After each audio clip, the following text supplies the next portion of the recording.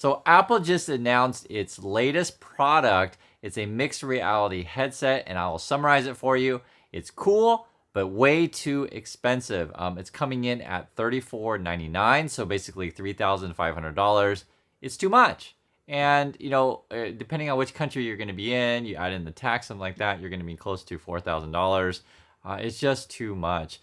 And I'm not saying that it's not cool. It is certainly cool. And if you saw the movie Ready Player One, it looks pretty much the similar design as that.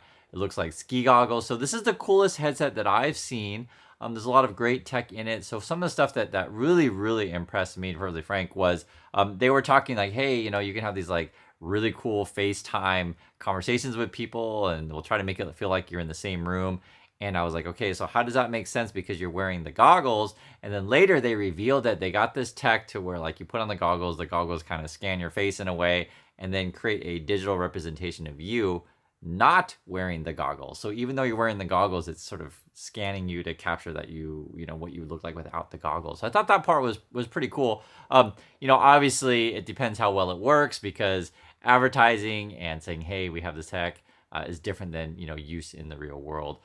They're trying to convince you that you're going to wear the goggles instead of buying a big TV. I just don't know if you can convince me of that. I just that's hard. That's a hard sell for me. I do get the point where they say, hey, you can wear the goggles on the airplane because it'll be way cooler than sitting on the plane. That's the kind of stuff. One thing that they didn't say though is that if it would have like sound reduction technology to where it would block out everything else, and so try to make it more immersive. It didn't really say that. They're trying to convince you that you're going to put on goggles to look at photos, that your panoramic photos will look more awesome. I'm not necessarily convinced of that. Again, a lot of these things, it just seems like, do you want to wear goggles?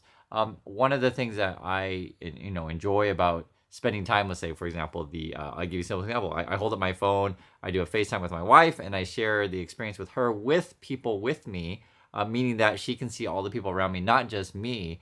And it gives a different feel to it. Do you guys know what I'm saying? And this idea that I'm going to put on goggles in public to talk to someone, I think is probably not going to happen. They're trying to make the case as well, like, you're going to be packing your bags, these kind of things. You'll put on the goggles, and while you're packing your bags, you'll be having conversations with people because you can still see the world around you while talking to someone. I mean, maybe, but for $3,500, I don't see it happening. I think what happens with a lot of us is they say we put our phone on speakerphone and something like that, set it off, on a stand or something like that, and keep talking. But I'd be curious your thoughts. If you think, say, doing your chores around the house, you're going to put on goggles while you do chores to talk to people.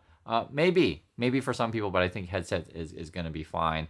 The other thing that I thought was interesting regarding the same sort of design is that people can see your eyes through it. Now, the way that they're making it sound like is that there's a screen on front of this thing. So again, it's kind of like using multiple cameras to scan you and then put your eyes the way that they would look, that they should look on the front. And I guess the tech, the case that they're making, like, this is all better than 4K kind of stuff. So again, that's going to have to see how good the real world makes it actually seem in terms of using it. But on the surface, when I receive the advertising and I see the price, I'm just like, no, it's too expensive. They try to convince you that you're going to be doing your calendars and your emails and whatever applications in there. I'm not seeing it myself, but to be fair, I remember it was, I want to say 3 or 4 years ago, there was a popular commercial, and I can't think it was one of the banks. I just can't remember which one, but they showed this guy, like, trading stocks sitting on a park bench. If you guys remember that commercial, and it was like, buy, high, buy, sell, sell, sell. And in that regard, yes, if you want to, work from home / work from the park, then you don't need to lug around a big, computer screen with you. So theoretically, it could be a thing. But I don't necessarily see, and they didn't show anything that, to my knowledge, of where, like, it could replace typing, because there's still a need to be typing and precision actions. Now, Apple makes the case that you can do hand gestures and stuff like that, but there is something to be said, especially when you're doing very sensitive things for work, that you need to have exact keystrokes, and I don't necessarily trust my hand waving in the air for that. I will say, though, that yes, developers could come up with something that does work. You guys all remember the Minority Report, the Tom Cruise movie, where he's like, swinging his hands in the air, that kind of stuff. Maybe we're heading towards that kind of world. That there is a possibility of that. But in that regard, you're actually touching the windows and moving it around that way. This isn't necessarily at that kind of technology yet. And also too, in that movie, he's not wearing the goggles. See, I don't want to wear goggles. And you guys may call me old. They say, "Oh, Chris, you're so dumb. Wearing goggles is cool. You gotta wear something. Everyone's gotta wear something." For me, I just don't want to wear anything. And moreover, I was thinking about this.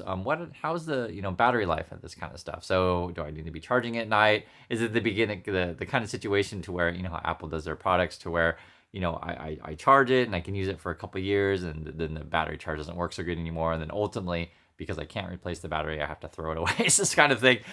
I wouldn't be surprised if Apple goes that route where the battery is not rechargeable.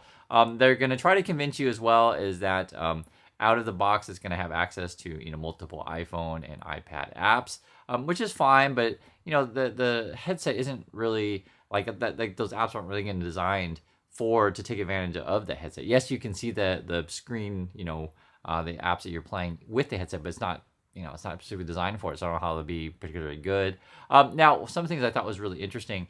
They're trying to make the case that you can watch sports better via a headset. Now that part, if they do pull it off, could be really cool, to be perfectly frank. But again, I still think there's something to be said for sitting down in front of a TV with your friends. I can see my friends, they can see me, and just have that interaction with the TV. Like I don't want to replace my TV. I guess that's a good way to sort of say it. I don't want to replace my TV. I don't want to replace my phone, and I don't want to wear the goggles.